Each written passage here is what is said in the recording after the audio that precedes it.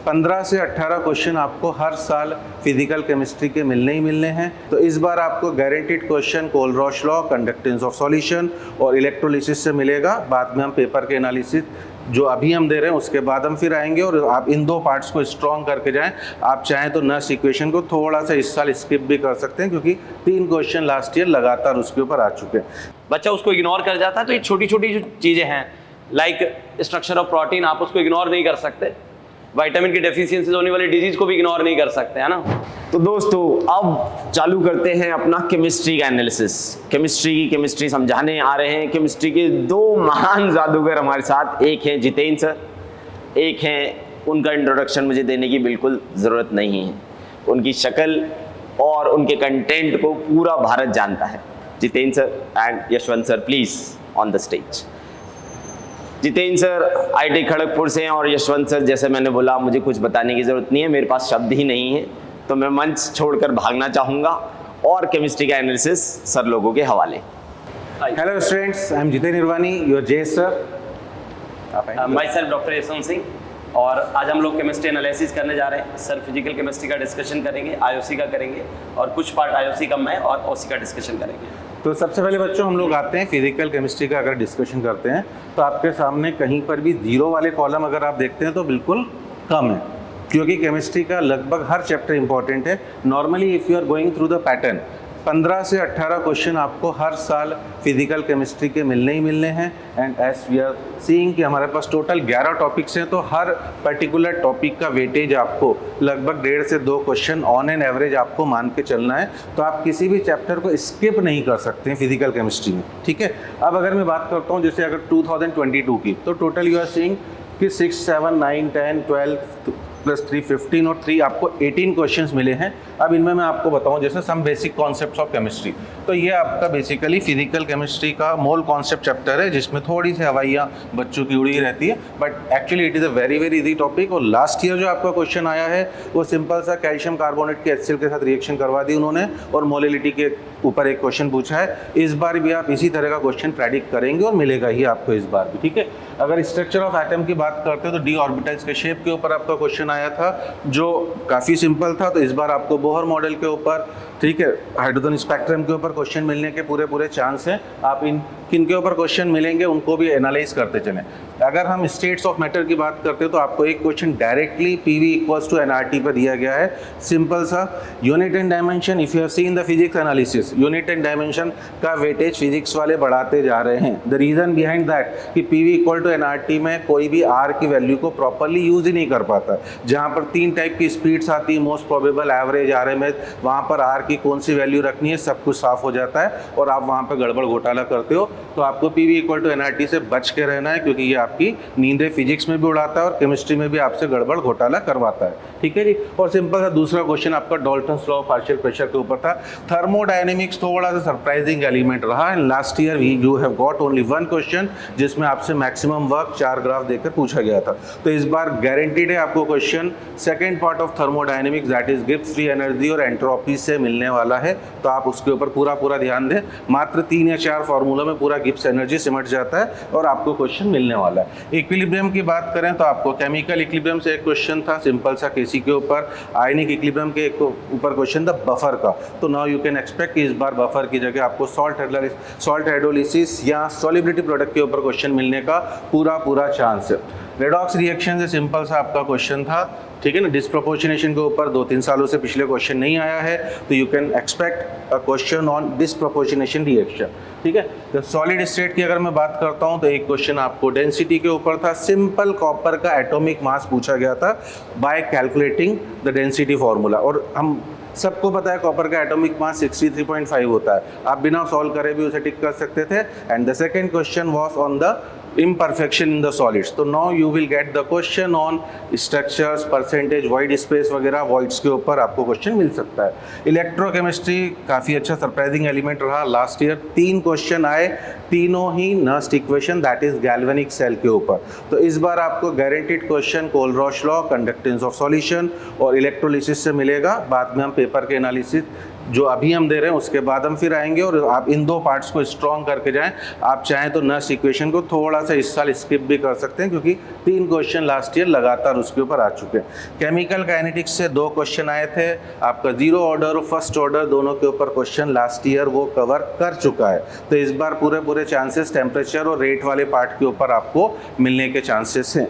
ठीक है जी। Surface chemistry की बात करते हैं। एक सिंपल सा क्वेश्चन आपका कोलाइड्स के ऊपर उसने कोएगुलेशन हार्डी-शेल रूल जो इंपॉर्टेंट है पूछ लिया है। तो इस बार आपको क्वेश्चन एड्जॉर्प्शन के ऊपर मिलने के चांसेस हैं। ये मैं ऑन द बेसिस ऑफ 2022 जो क्वेश्चंस आपके ऑलरेडी आ चुके हैं उस बेसिस पर 2023 का मेरा प्रेडिक्शन है, एंड आई होप कि 90% ये आपको मिलता जुलता पूरा नजर आएगा। मोर देन 90% भी हो सकता है। और रही बात आप क्वेश्चंस की बात करें तो आपको 15 to 18 क्वेश्चन इस बार भी फिजिकल केमिस्ट्री में मिलेंगे विदाउट स्किपिंग एनी चैप्टर ना। लिक्विड सॉल्यूशन जो आपको स्किप होता हुआ नजर आ रहा है इन 2022, बेसिकली इसमें भी जो क्वेश्चन मोलिलिटी वाला था हम उससे लिक्विड सॉल्यूशन में कवर कर सकते हैं। तो 0 वाला पार्ट आपका बिल्कुल ही रेयर है, जो इस साल भी 2023 में भी होने वाला नहीं है। ठीक है। तो अगर हम एक रिवीजन पर आते हैं, ये तो बार चार्ट के फॉर्म में उन्हीं क्वेश्चंस को हम लोगों ने शो करा है। If you are going for inorganic chemistry, है ना, classification of elements and periodicity सबसे पहला चैप्टर है, और पहला चैप्टर ही नींद उड़ा देता है इनऑर्गेनिक केमिस्ट्री का, क्योंकि ये केवल एक चैप्टर नहीं है, ये पूरी इनऑर्गेनिक केमिस्ट्री को एक साथ एक जगह समेटता है। हर चीज़ें आपको एक ही जगह देखने को मिलती हैं। इसमें जो आपको 0 नज़र आ रहा है वो धोखा है इसके साथ, क्योंकि कोई भी क्वेश्चन अगर आगे पी ब्लॉक का है उसमें भी हम उसे बिल्कुल पीरियोडिसिटी में काउंट कर सकते हैं ना। तो 0 वाला पार्ट मतलब नॉर्मली आपको नहीं मिलना है। एक क्वेश्चन हाँ 0 हो ही नहीं सकता इसमें, हाँ 0 हो ही नहीं सकता इसमें। अगर हम बॉन्डिंग की बात करते हैं तो बॉन्डिंग से आपको इस बार पूरे चांसेस एमओटी के ऊपर क्वेश्चन मिलने के पूरे चांसेस हैं, और एक क्वेश्चन हर साल शेप और हाइब्रिडाइजेशन पर आता है, लोन पेयर वगैरह, तो वो क्वेश्चन इस बार भी आपको मिलेगा। सरप्राइजिंगली बीच में एक साल उन्होंने 5 क्वेश्चन दिए हैं, बट नॉर्मली बॉन्डिंग का एवरेज हमेशा 2 क्वेश्चंस का चलता है। हाइड्रोजन में पी ब्लॉक 12th का जो, हाँ बिल्कुल 11th वाला जो पी ब्लॉक है वो भी केमिकल बॉन्डिंग में होता है, कहीं ना कहीं उसने इन्वॉल्व कर लिया होगा। मतलब you can not distinguish between the questions of bonding and block, क्योंकि वो सब मिलते जुलते क्वेश्चन चलते हैं। एस ब्लॉक, पी ब्लॉक, और अपन बात करें पीरियोडिक, काफी चीजें केमिकल बॉन्डिंग। अगर मैं मतलब ऑक्सी एसिड के ऊपर कोई क्वेश्चन आ रहा है, ऑक्सी एसिड की स्ट्रक्चर वगैरह के ऊपर या ऑक्सीडेशन नंबर या लोन पेयर वगैरह, मैं उसे बॉन्डिंग में भी काउंट कर सकता हूँ, मैं उसे ब्लॉक में भी काउंट कर सकता हूँ। तो ये केवल उसी थोड़ा नजरिया मतलब कि नजरों का धोखा है, बट अदरवाइज आपको इनके ऊपर क्वेश्चन मिलना ही मिलना है। हाइड्रोजन के ऊपर हर साल आपको एक क्वेश्चन देखने को मिलता है जो इंपॉर्टेंट भी है और देखने को मिलेगा। एस ब्लॉक एलिमेंट्स से कंसिस्टेंटली आप जो देख रहे हैं 2 क्वेश्चन मिल रहे हैं। और अगर मैं बात करूं बच्चों, जेई 2023 ऑलरेडी हो चुका है, तो आप उनके क्वेश्चंस जरूर देख के जाएं, क्योंकि इनऑर्गेनिक के जो क्वेश्चन और इस बार पूछे गए हैं जेई 2023 में, वो पूरे आपकी एनसीईआरटी बुक से पूछे गए हैं, और वही इन्फॉर्मेशंस वो बार आपसे पूछेगा। तो एस ब्लॉक में भी आपको केयरफुल रहने की ज़रूरत है। जो कुछ एक्सेप्शंस वाले पॉइंट हैं, थर्मल स्टेबिलिटी वाले पॉइंट्स हैं, उनके ऊपर वो ज़्यादा परेशान आपको कर सकता है। सर अपन आगे कंटिन्यू करें इसको। तो पी ब्लॉक के अंदर हम देखें तो पी ब्लॉक के अंदर हम 12th वाले पोर्शन की अगर बात करें, 12th क्लास वाले पोर्शन की बात करें तो उसके अंदर एवरेज अगर हम देखें तो 2, 3, 3, 3, 4 बड़ा सरप्राइजिंग है ये। तो काफ़ी इंपॉर्टेंट है पी ब्लॉक। और पी ब्लॉक के अंदर सर एक प्रॉब्लम ये भी है, बच्चे को बहुत सारी रिएक्शन, नंबर ऑफ रिएक्शंस काफ़ी ज़्यादा है। बिल्कुल जी। अब बच्चे को याद करने में तकलीफ तो होती है, लेकिन क्या कर सकते हैं, आपकी तकलीफ की परवाह एनटी नहीं करता ना, और आपको स्कोर करना है तो डेफिनेटली पी ब्लॉक की रिएक्शंस को याद करना ही पड़ेगा। ठीक है। और विशेषकर इसके अंदर हम देखें तो हाइड्रोलाइसिस की रिएक्शंस को याद रखें, आप लोग हाइड्रोलाइसिस पे फोकस रखें। हालांकि हो सकता है वो आप लोगों ने केमिकल बॉन्डिंग में भी पढ़ लिया होगा। बिल्कुल। एक छोटा सा काम तो मुझे लगता है सर बच्चों को कर ही देना चाहिए कि आप अपने A4 साइज के 2 या 3 ब्लैंक पेपर उठाएं और बिल्कुल उसमें 12th के बी ब्लॉक की हर रिएक्शन को लिख लें। मुझे नहीं लगता 100 रिएक्शन से ज़्यादा होंगी, उनमें से मोर देन 50 आपकी फैमिलियर भी होंगी, कुछ नहीं होंगी जिन्हें आपको रटना ही पड़ेगा। बाकी कुछ रिएक्शंस तो फैमिलियर हैं जिनको आप बड़ी आसानी से, हाइड्रोलाइसिस हो गया, हाँ बिल्कुल, एसिडिक बेसिक नेचर के ऊपर रिएक्शन है, अमोनियम कंपाउंड्स की रिएक्शन बेस के साथ करवाना, ये सब बट ऑब्वियस रिएक्शन है जो आपको ओवरऑल याद ही रहती है हमेशा। बिल्कुल। एक थोड़ा ओजोन पे फोकस करके रखें और ओजोन के ऊपर भी ध्यान रखें, H2SO4 की प्रॉपर्टीज को ध्यान रखें थोड़ा। बिल्कुल जी। नाइट्रिक एसिड के ऊपर भी कॉमनली HNO3 से क्वेश्चन पूछ सकता है आपसे। अब इसकी भी कंडीशंस बना सकता है, डाइल्यूट है कि कंसंट्रेट है, Concentrated, बिल्कुल। तो उस तरीके की डिफरेंट कंडीशंस में आपसे वो रिएक्शंस पूछ सकता है। कौन सी गैस लिबरेट होगी ये भी बहुत इंपॉर्टेंट है। बिल्कुल बिल्कुल जी। इसके बाद हम बात करें sir D and F block elements की, तो जिस बच्चे का कोऑर्डिनेशन कंपाउंड स्ट्रांग है तो उसके लिए तो डी एंड एफ ब्लॉक चुटकियों का मामला है। मेन मुद्दा तो कोऑर्डिनेशन कंपाउंड है, ये अगर आपका अच्छे से स्ट्रांग है तो डी एंड एफ इजीली कर लेता है। मेरा जो ऑब्जर्वेशन है सर एफ ब्लॉक को लेके, डी एंड एफ ब्लॉक में आपको नॉर्मली क्वेश्चन एफ ब्लॉक में लेंथेनाइट्स के ऊपर और उनके इलेक्ट्रॉनिक कॉन्फ़िगरेशन के Sure. ऊपर ही बिल्कुल मतलब अगर मैं वेटेज रखूँ तो मोर देन 95% चांस आपको उसी के ऊपर मिलने का बिल्कुल। चांस है, क्योंकि D block indirectly coordination compound में पूरी तरह से कवर हो ही चुका होता है। हाँ। केवल इलेक्ट्रॉनिक हाँ, कॉन्फ़िगरेशन का कुछ बिल्कुल। पार्ट एफ ब्लॉक का रह जाता है। बिल्कुल तो इलेक्ट्रॉनिक कॉन्फ़िगरेशन पे थोड़ा फोकस रखें। बिल्कुल जी। KMnO4 की प्रॉपर्टीज, K2 से R2 से K2 दोनों, हाँ, CR7 की प्रॉपर्टीज, बिल्कुल जी।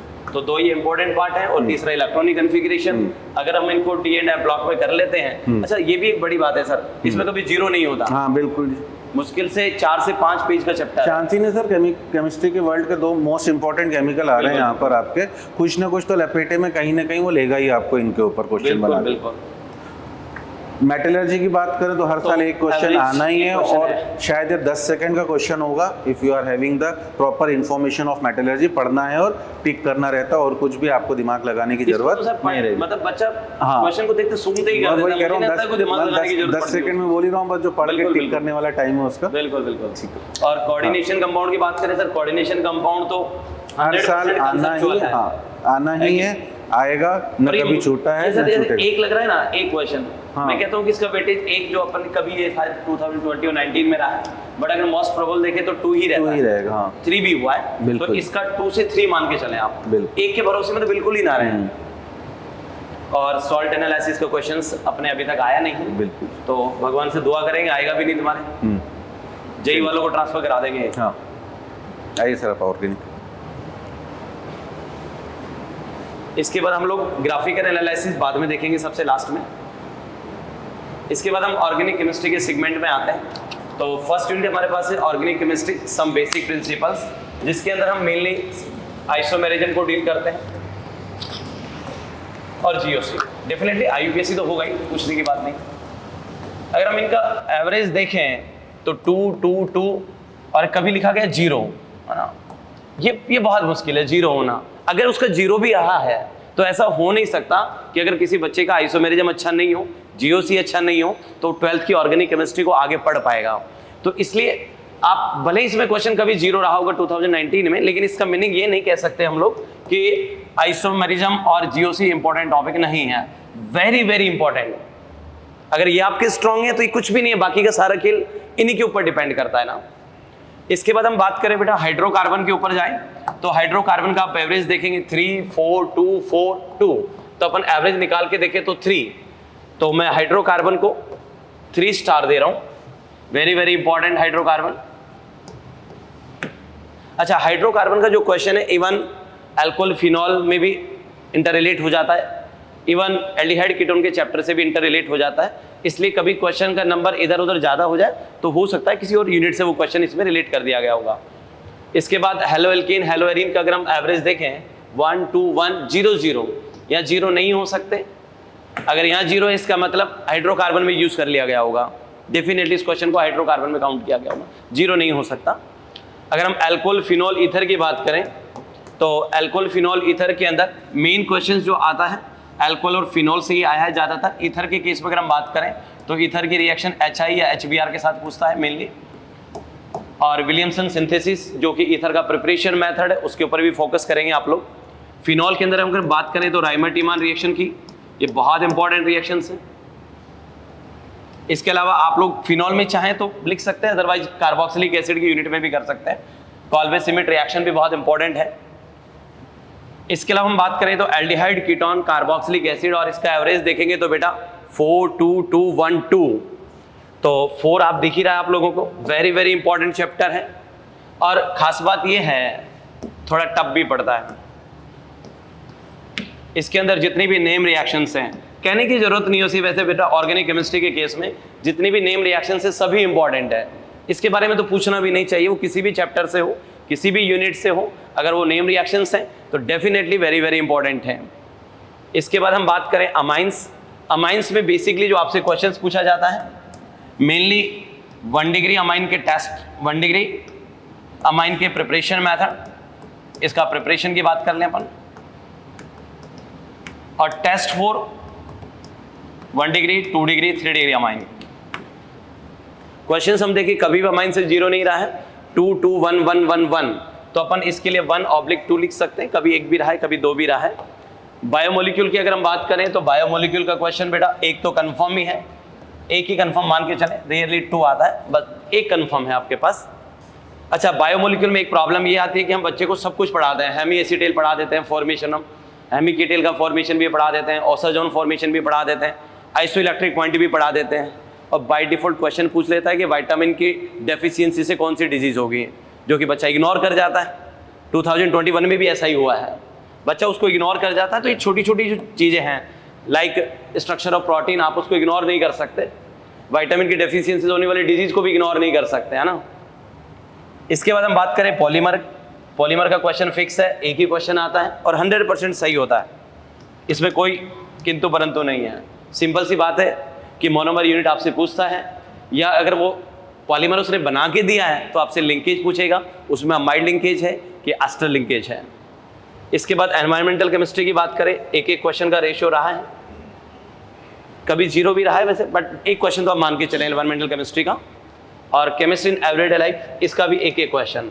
तो मेरी आप लोगों को यही सलाह है बेटा कि लास्ट के जो दोनों यूनिट हैं एनवायरमेंटल और केमिस्ट्री इन एवरीडे लाइफ, इनके ऊपर आप लोगों को प्योरली एनसीईआरटी बेस्ड रहना चाहिए।